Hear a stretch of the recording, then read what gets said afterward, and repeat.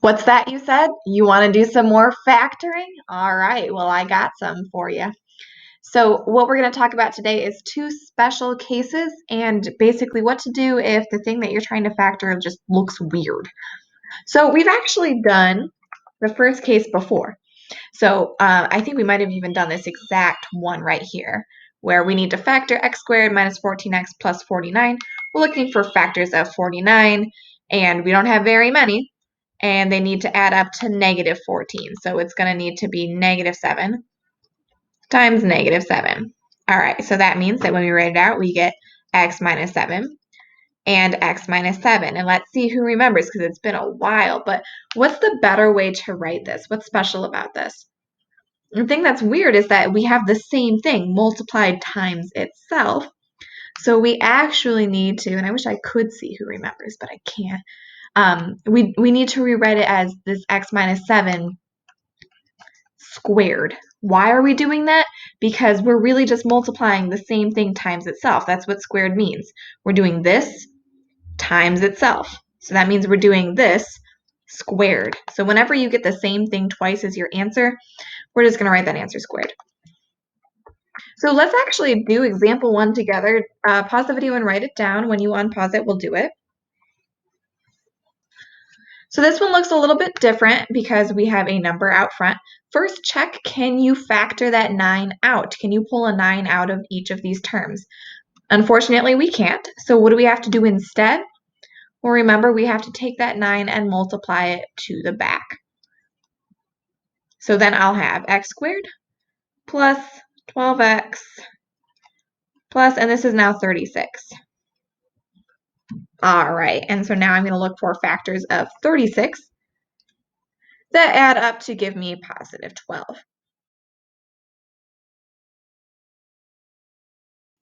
right, there are a lot of factors of 36. The ones that add up to give me 12 are 6 and 6. So I'm going to write it out like this, x plus 6, x plus 6. Okay, but I need to do something else because remember, if I multiplied 9 to the back, I now need to undo that. So I need to divide back out by that 9.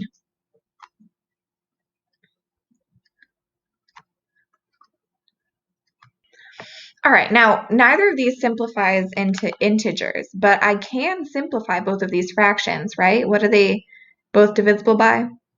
3 on the top and the bottom. So if I simplify those fractions, I get x plus 2/3, x plus 2/3. All right, so it's still not an integer, so now I do still need to get rid of that denominator. So this 3 is going to move out front on both of these terms. All right, so I get 3x plus 2 times 3x plus 2. All right, so what's special about this answer? Well, it's the same thing twice. It's 3x plus 2. 3x plus 2. It's the same thing. So the better way to write this then is to just say that this equals 3x plus 2 squared.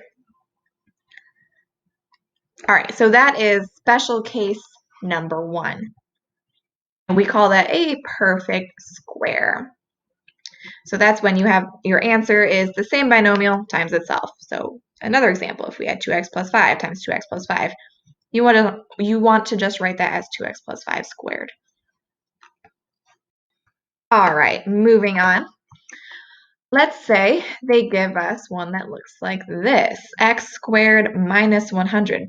This looks totally wonky, right? We're used to seeing things like x squared plus 11x minus 100, right? We're used to seeing trinomials. They need to have 3 terms. This one does not have 3 terms. It looks totally weird. There's nothing we can factor out of both of them. So here are some tips for when it just looks weird, when it looks confusing. All right, so we are hopefully used to doing this. Always check if there's a common factor, something that you can pull out.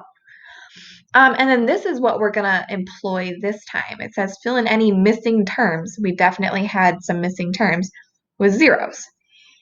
And then 3, multiplied to the back if necessary. We've been doing that too, but sometimes it's easy to forget that that's an option. So let's go back to that x squared minus 100. So which term are we missing? The first one, the middle one, or the last one? We're actually missing the middle term. We're missing the term that has just an x. We have the first term. The x squared is always the first term. We have a constant that's always the last term. We're missing the middle one. So what did it say to do if you are missing any terms? You're going to fill in those missing terms with 0. So I really have plus 0x here. Okay, so now do I have anything to multiply to the back? No, but believe it or not, I can actually factor this now completely like normal. So I'm looking for factors of negative 100, where when I add them up, I get 0.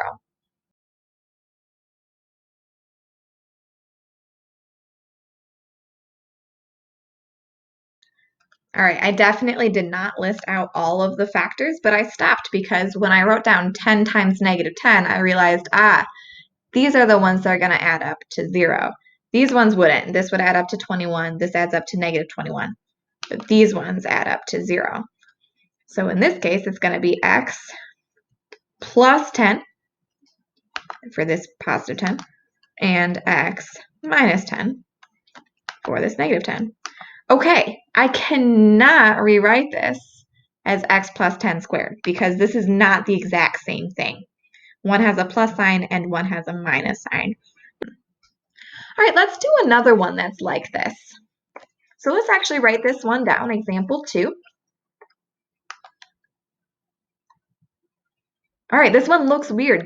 Let's take a look. Is there anything that we can factor out? No, there's nothing I can pull out of both of these terms. Do I have any missing terms that I should fill in with zeros? Yes, I definitely do. Which term am I missing? The middle one, because I have my x squared.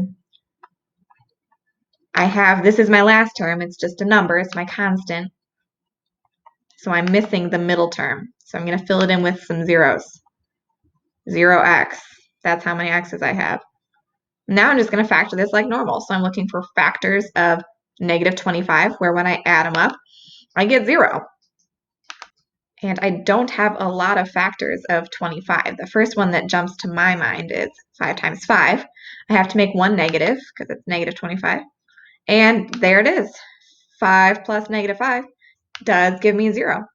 So those are my factors. So I get x plus 5 for the positive 5 and x minus 5 for the negative 5. And that's it. Again, it looks really close to being the exact same thing, but the difference is this one is plus and this one is minus. So the special name, this is our second special case, is when it's almost the same thing.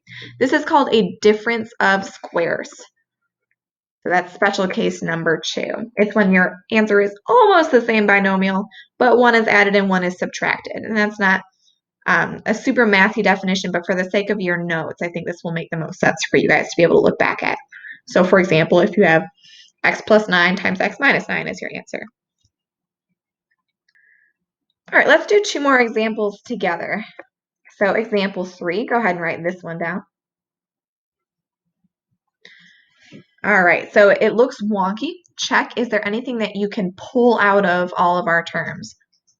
No, I don't see anything. There's nothing I can really pull out of this one, so nothing to do there. Do I have any missing terms that I should fill in with zeros? Yes, I'm missing my middle term again. So I'm going to rewrite it. And I'm going to fill in that missing term with a 0. All right, now before I get started, we haven't really done step 3 yet, but it said multiply to the back if necessary. Am I going to need to multiply to the back here? Yeah, because I have this 16 out front. If you have a number out front, you need to multiply it to the back, unless you're able to pull it out of all of your terms. So I'm going to move this 16 to the back.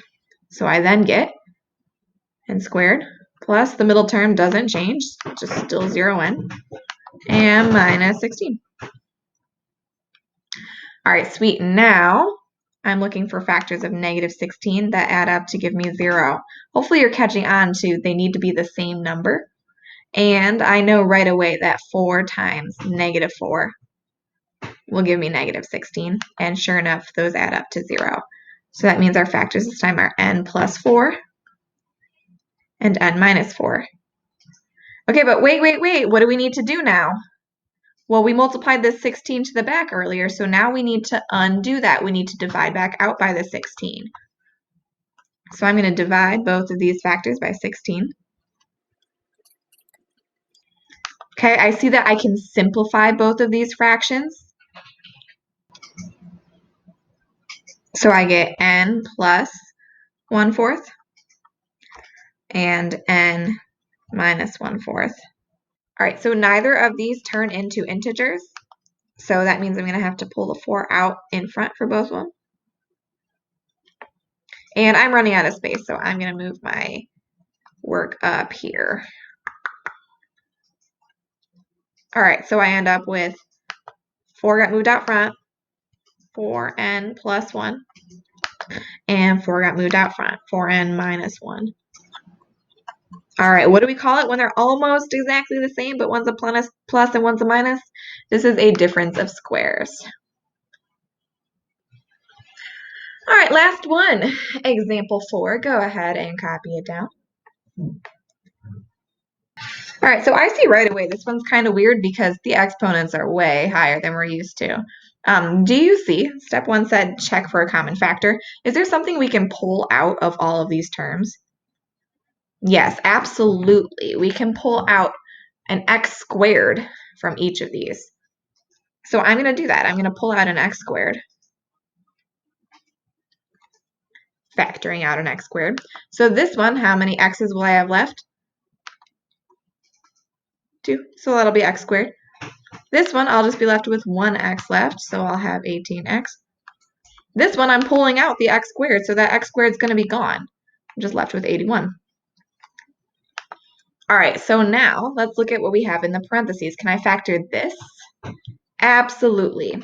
So I'm looking for factors of 81, where when I add them up, I get 18. There's not a lot of factors of 81. I can do 81 times 1, or I can do 9 times 9. That's the one that we want.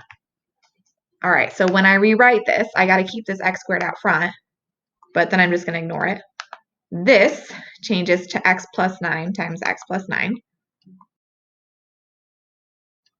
And then what's the last thing that I can do here? Well, I have this x plus 9 times itself. Remember, that's called a perfect square. So I'm going to change it. It's just going to say x plus 9 squared there. So this x squared stays out front. And then this is going to change to x plus 9 squared. And there is my final answer.